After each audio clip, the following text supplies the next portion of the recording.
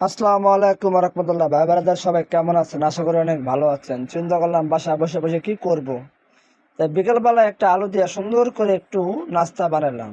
কিভাবে নাস্তাটা বানালাম দেখতে তো পাচ্ছেন। কারণ বাইরে জীবনে করি না এরকম নাস্তা বানানোর ব্যবস্থা, আজকে প্রথম। যদি কোনো ভাই বারাদার থাকে পাকশাক করে খাওয়াইতে পারবো আমারে, তো ভালোই হলো। একদিন আসেন সবাই আমার বাসায়, দাওয়াত রইল সবার জন্য।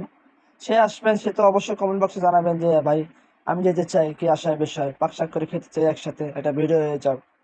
তা আপনার জন্য আমার দুয়ার খোলা আছে সবসময়, কোনো সমস্যা নাই। যে আসতে চান অবশ্যই আমার কমেন্ট বক্সে জানাবেন আমার ভাই বারাদার।